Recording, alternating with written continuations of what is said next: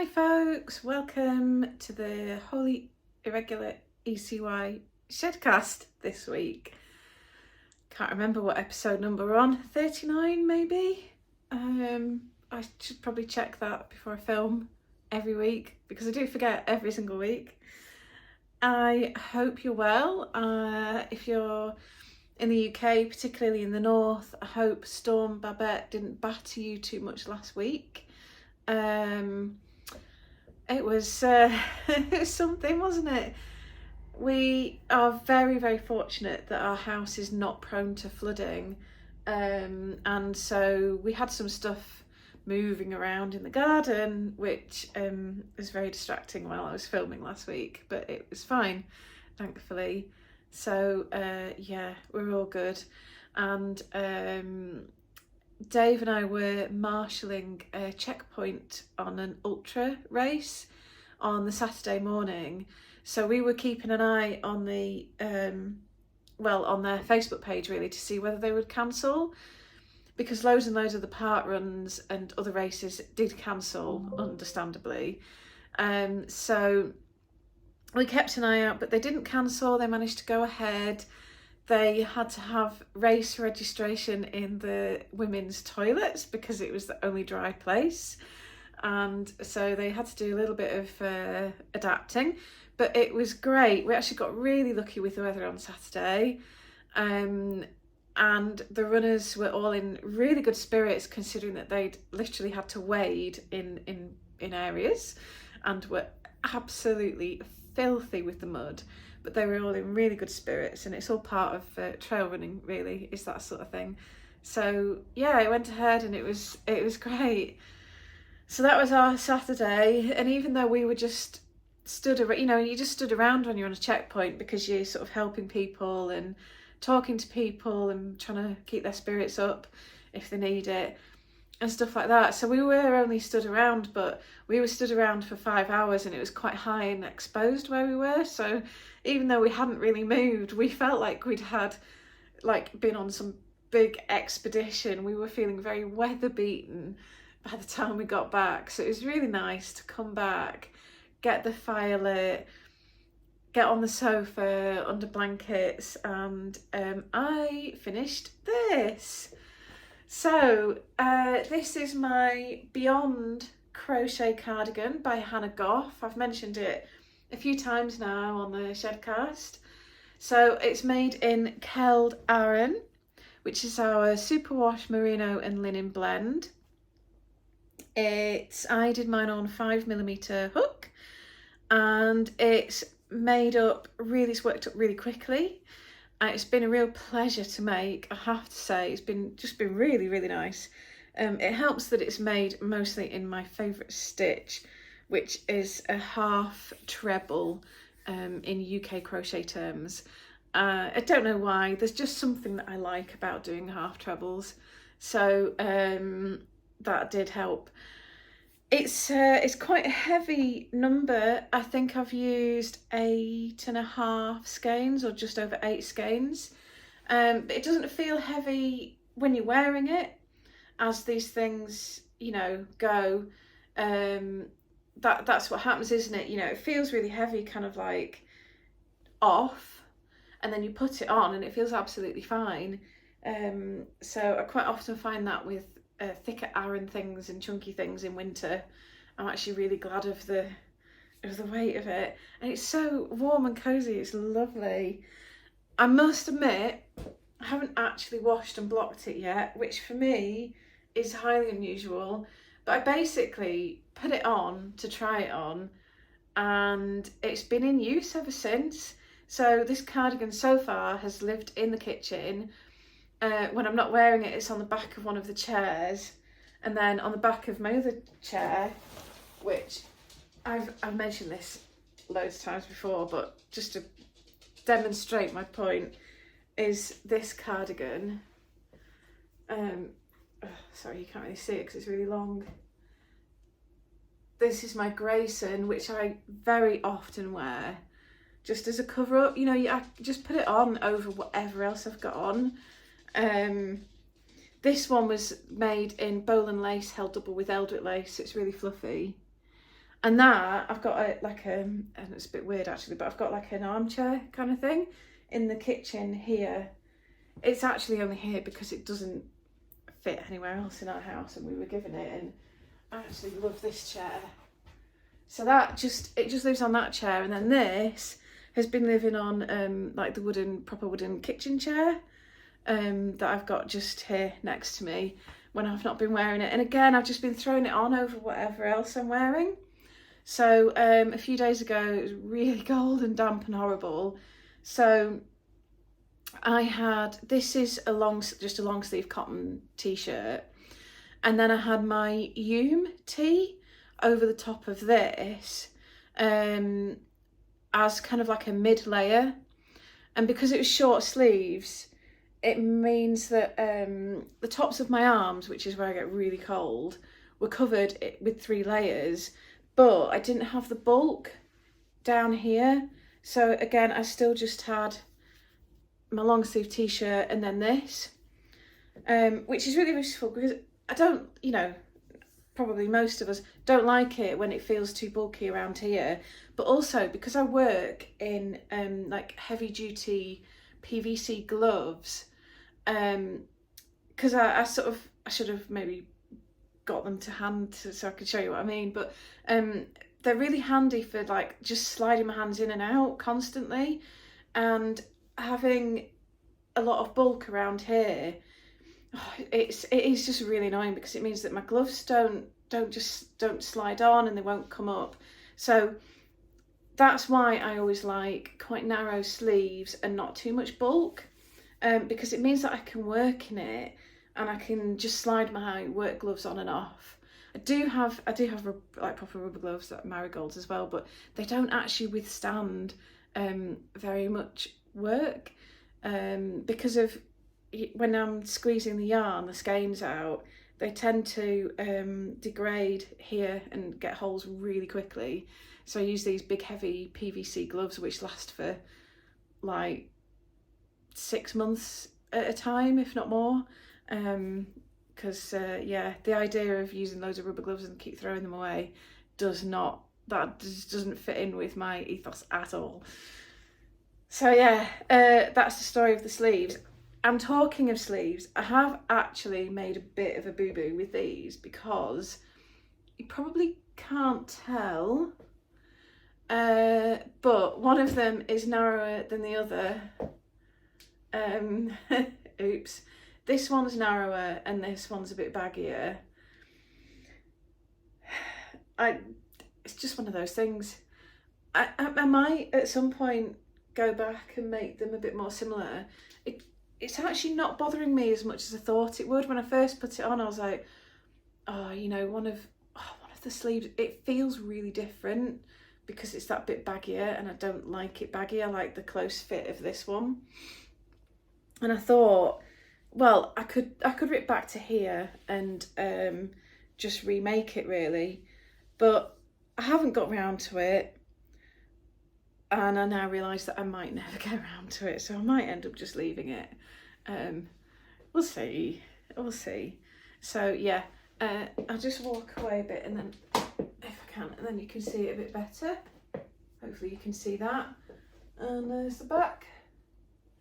So it just covers a bit of my bum and my hips, which is good in winter.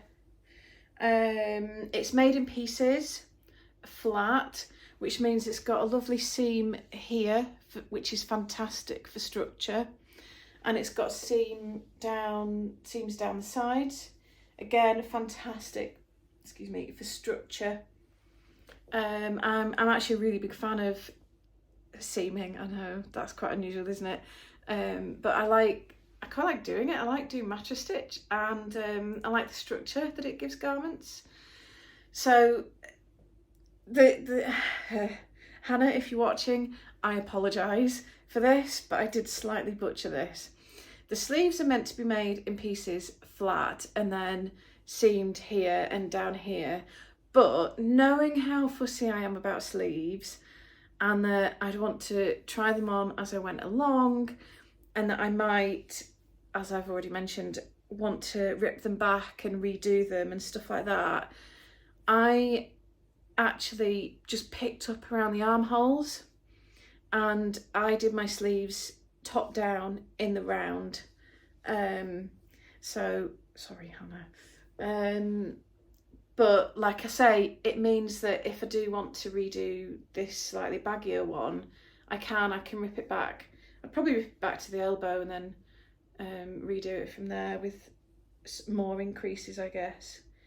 The trick's trying to do that without giving it a funny shape, but that one, I think that one's okay. I did make my armholes a bit big, really. I could have made my armholes a bit smaller.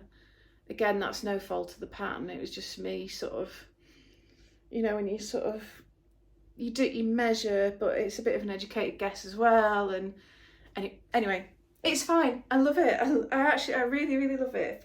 For all I'm saying about the sleeves, I love this cardigan. It's going to get so much use, which is what I wanted. And I wanted one that I would be able to just throw on the back of the chair in the kitchen. It probably won't get put away now until about May next year.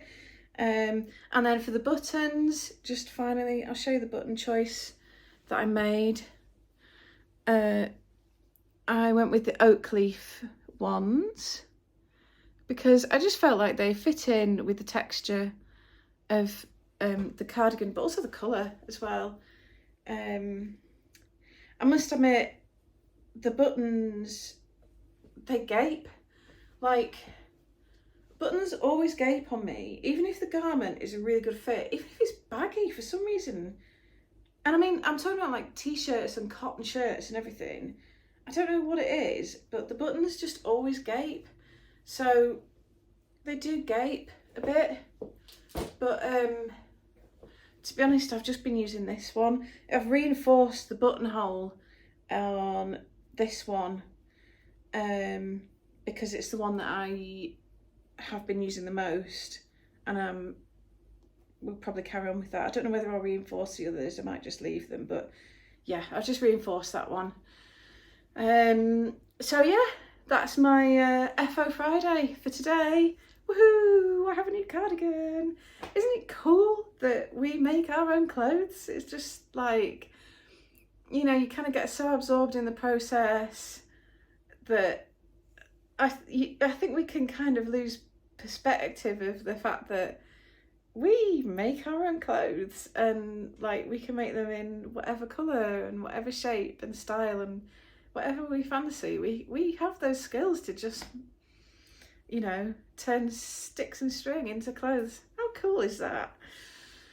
Anyway, before I move on to yarn news, I will carry on with projects because I have my Kismet to hand, which I have brought through specially because having finished my cardigan means I'm finally back onto this, and I'm on the sleeves. Yay! So I have done the first sleeve colour work, which is why I'm now back onto DPNs. So yeah, check that out. Isn't it gorgeous? You can really tell the difference between the unblocked little bit of sleeve here and then the blocked body. So yeah, that's my Kismet. I've loved doing this project. It's taken ages through no fault of its own really, but every time I've picked it up and come back to it, I've enjoyed it so much. So now that I'm onto the plain colour of sleeve 1, I should probably whiz through that quite quickly, and then onto the colourwork of sleeve 2, and then just the neckband. So, dog, sorry. Hang on a minute. Hang on. Ebony! Doorbell about to go? Yeah. Okay, I will see you in a minute. Hi again. Sorry about that. That was indeed the doorbell and a very boring delivery. Where was I? Kismet. So, well, I've shown it you now, so you've seen where I'm up to. So, it's probably too much to expect that I might be wearing it for the Shedcast next week. And then we're away the week after, so maybe after that, maybe I'll come home wearing it. But I have just brought through as well these needles. You can see them. So these are the ones that I was talking about. I had them in my knitting and I can't remember whether I showed them to you or not. These are the, what are they called? Addy Crazy Trio. I think that if you Googled that, that would bring them up. So they are a set of 3, and the idea is that they are like DPNs but with the bends in for small circumference knitting, and they've got a texture to them which is quite helpful for the grip, because I must admit I generally find metal needles a bit too slippy. I prefer like bamboo and that kind of thing. So the grip is actually quite useful. So you have your work on 2 of them, like so. You can sort of see there how the circumference could get bigger and smaller, and then you knit with the 3rd. So yeah, you just end up knitting like that. So I really recommend them if you're not a fan of magic loop for small circumferences, which I am really not, and DP, you find that you get like ladders for colour work with DPNs, then I have to say I think these are an absolute game changer. They made the process of doing sleeve colour work for me infinitely more pleasant and enjoyable. And it's kind of, and I actually, finding these has made me feel like, oh, actually, maybe I don't need to try and avoid sleeve colour work. Like, I'm a lot happier at the idea of doing it. Because it's been annoying me so much that I've been thinking, oh, maybe I could just leave the sleeve colour work out and, you know, stuff like that. So that's how much difference they've made to me, is that I'm now kind of like, oh yeah, fine, yeah, sleeve colour work, yeah, that's fine, yeah, I don't mind. I did accidentally buy the wrong size though, as I realised. So I bought 3.5mm ones and then realised that I've done the whole of the rest of the project on 3.25mm needles. Oops. Hopefully you won't be able to tell once it's washed again and blocked again. So I'll do the second sleeve in the same way and hope for the best. Oops. Honestly, there's always something. When I made my Reborn, which was the last unwind knitwear project that I did, it's the black and orange one. I accidentally missed out an entire colourwork chart on the body, so the colourwork on mine sort of stops about here and it should stop a bit further down. So again, oops. Anyway, that is what's on my needles. I've got crochet going on as well, as always, but I haven't brought that through because I thought that was probably enough to be on with. So let's talk about yarn. Well, this week, what has happened this week? I say this every week, but we've got such a lot on, and I do keep losing track, but I have lots and lots of lists, and have been checking them more than twice. So the first thing I need to tell you is that Keld Twist is all done and dusted and ready. So it's currently on the early access secret page on our website, and if you're on our newsletter or our Facebook group, you will have had the link, although now I say this, I don't think I've put it in the Facebook group, but I will be doing, like, as soon as I finish recording this. The reason that we do that is to sort of thank our community for being part of our community. You know, it's kind of, we see it as a benefit of being part of our community. So yeah, and it's the newsletter and the Facebook group basically. So we don't do it with every single update because it kind of depends how organised we've been and what we're like for timing. But if we can do it, then we do it, and we basically say, here you go, here's first dibs on this latest update, and then it'll go live to the public generally a couple of days later, or sort of similar. So when I say it's on the website now, it is on the website now, but it's on the secret page. So what I might do, if you're watching this and you're not on the newsletter or in the Facebook group, and why not? I'm only joking.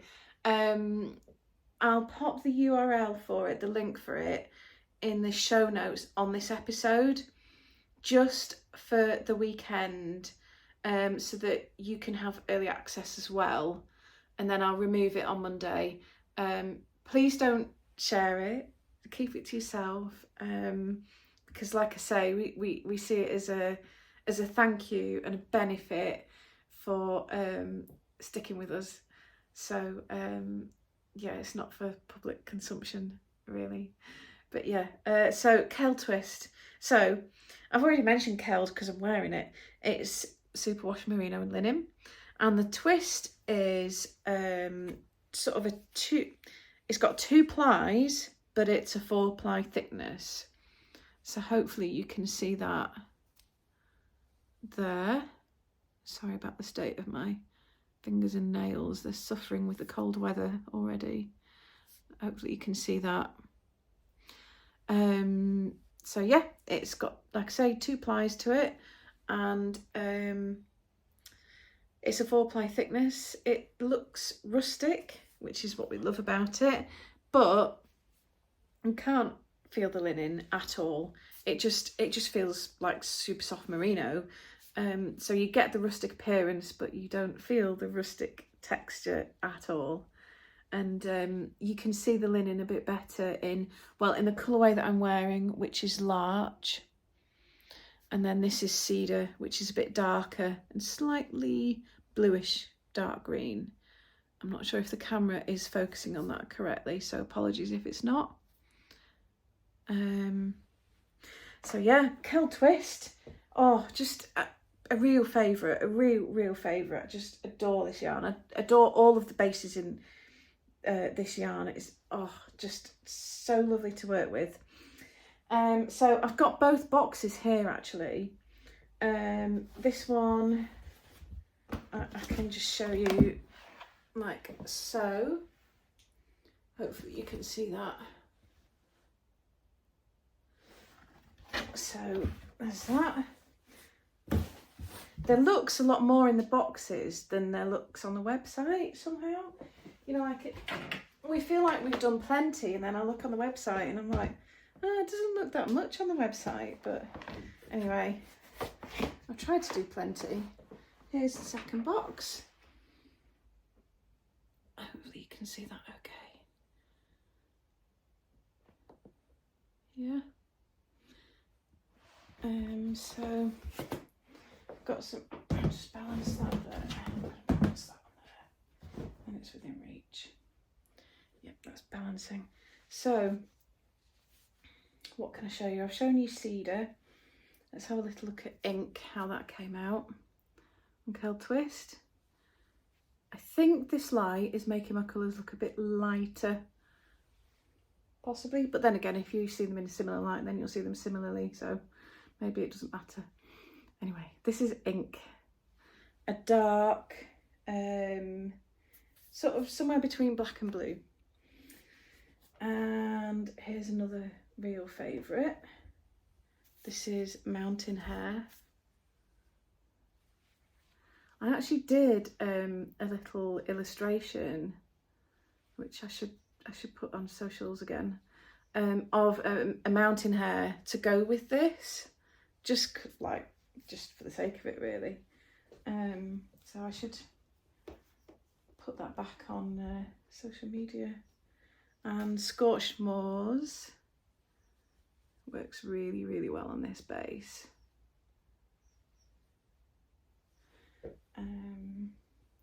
a rather seasonal one, pumpkin spice latte. I don't tend to do foodie colours, but every now and then I just can't resist. So it's just got some gentle brown speckles and dapples to it. Has that one, so it's very autumnal. Got that little bit of interest, but not too much. So yeah, that's quite an unusual one for me to do. Nice and soft heliotrope. There you go. And some really sort of autumn shades. Here we've got Oatfield, Bark and Linen.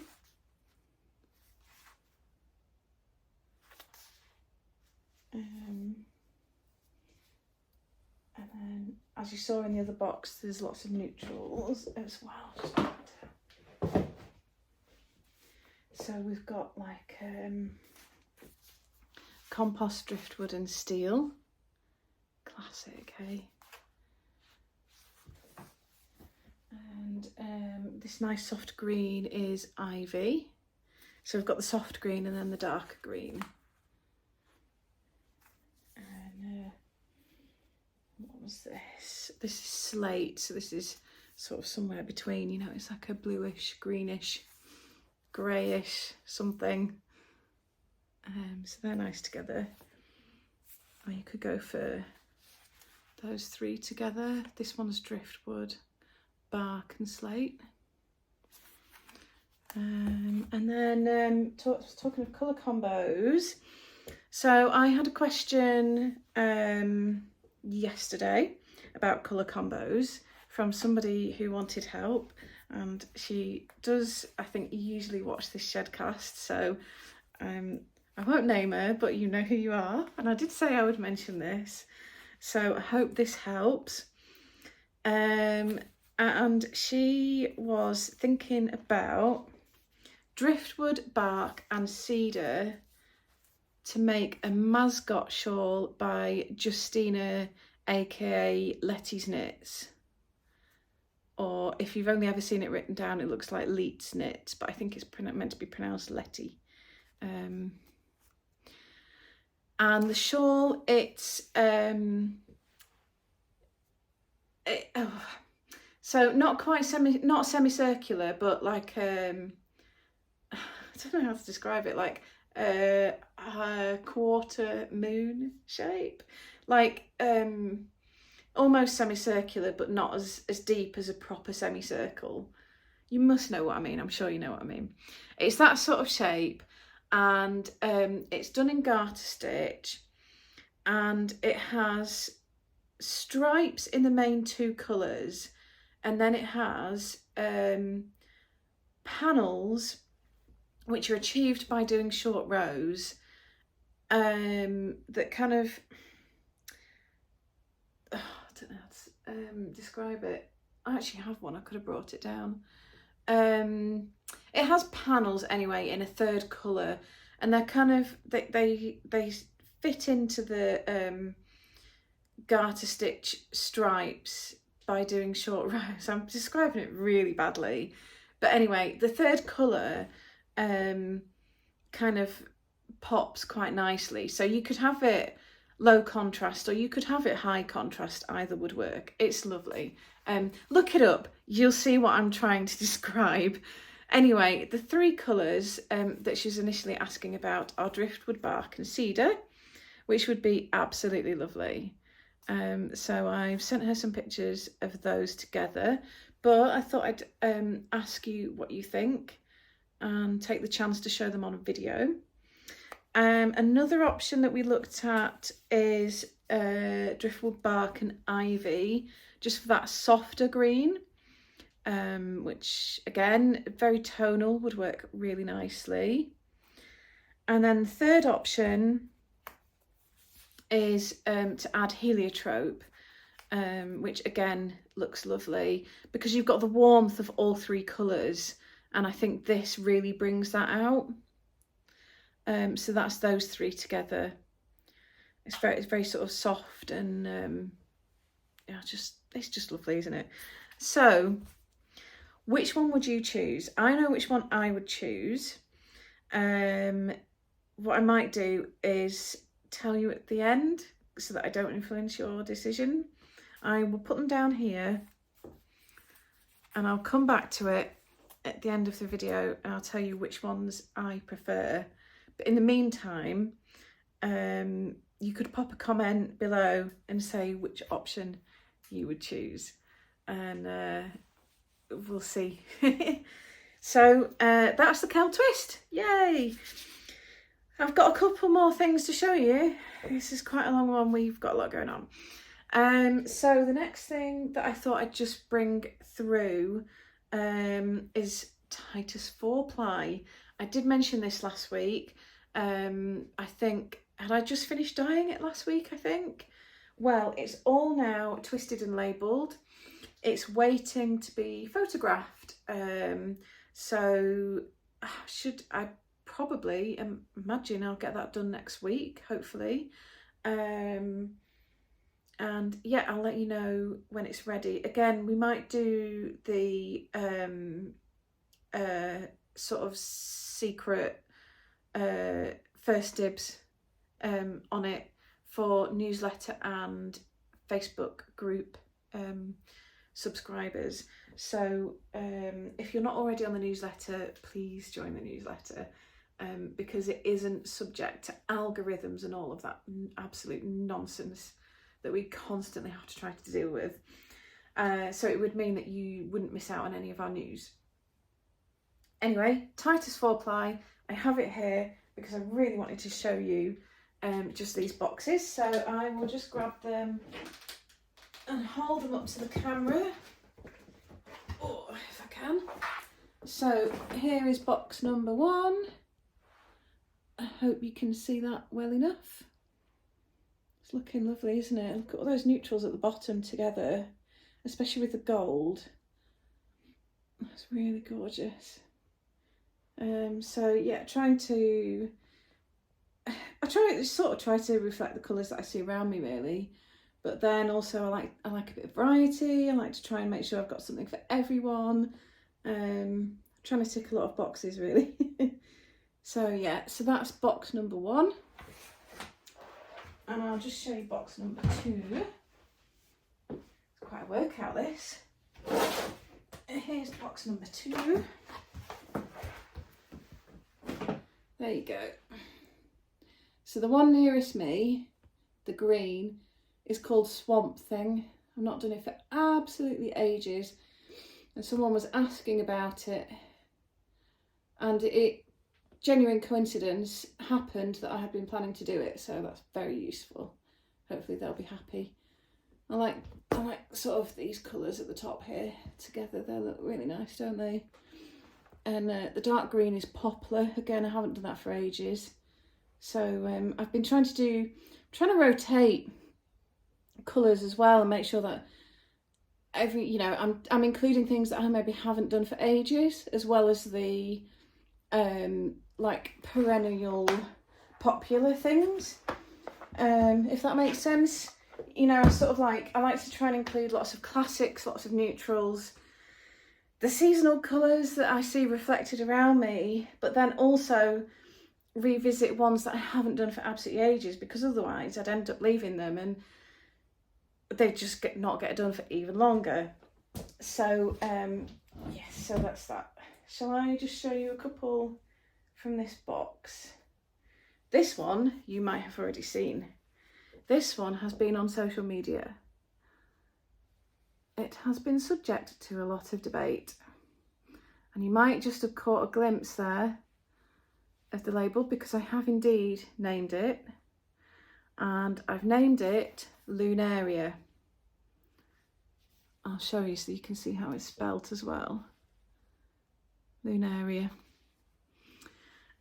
which is the Latin name for honesty, as in the plant, because they're very nice flowers, but when they turn to seeds and seed pods, they're little circles. They're like little papery circles, and they're a creamy colour with like little dapples of brown. So obviously Luna being the moon and then being moon shaped makes sense.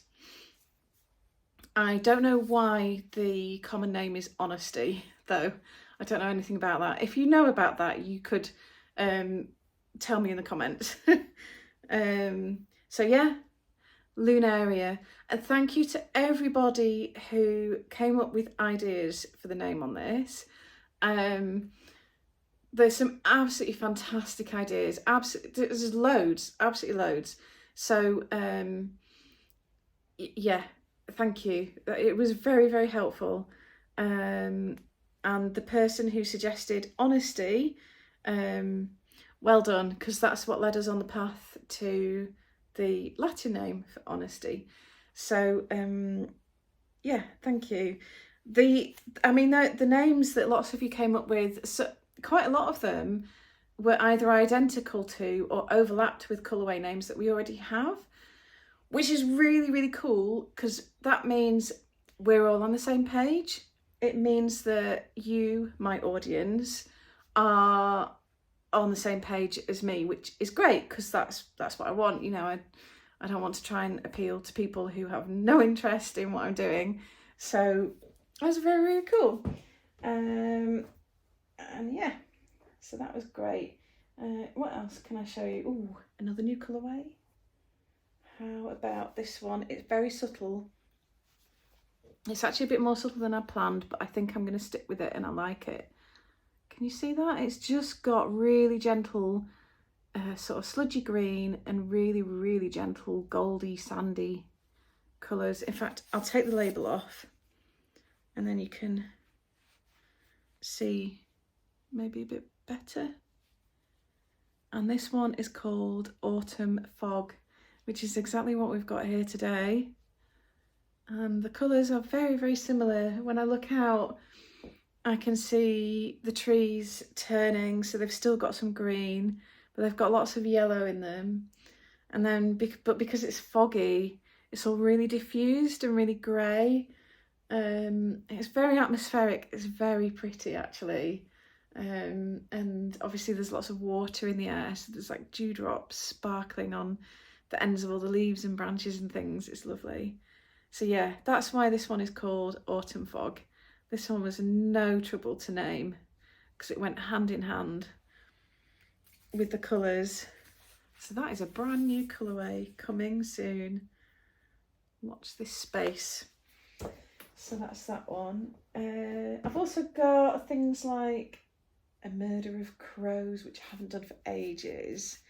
And this is variegated greys. They look a little bit washed out in this light, I think. So it's got kind of charcoal in it. And then little dapples of red. And for those who don't know, I know it sounds a bit morbid, but it's really not, because a murder is the collective noun for crows. Hence, A Murder of Crows. So there's that one. So yeah, we've got all sorts. Dead Nettle is back. You might have seen this one on Keld Fingering earlier in the summer. It was new at the time. So that is back on Titus 4-ply. And yeah, so I won't show you all of the rest of them because it'll spoil it. So I'm gonna put that box back down here. There we go. So yeah, I've got all that lot to photograph next week, which is going to be loads of fun and colour combos and all that kind of thing. So hopefully the weather will stay, well, it's not dry, so not dry, but cloudy and not raining would be great. And I'll be able to get those done soon.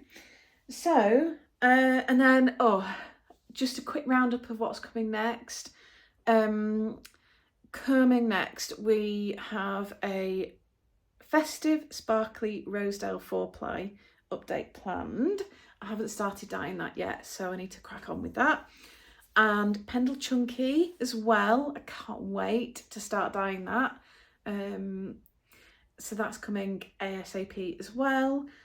And then I think I need to look at what's coming after that. I think we've got blank. So I will have to think about what to do next. We're closed, as I sort of referred to a bit earlier. We will be closed from, well, the week beginning the 6th of November. So not next week, but the week after. So Laura will still be around in the office because she works from her home in Cambridgeshire. So she will still be around, but Shedquarters will be completely closed. So you'll still be able to place orders, but we won't be able to ship them until Monday the 13th, I think it is. I've just got the calendar here. I could check, couldn't I?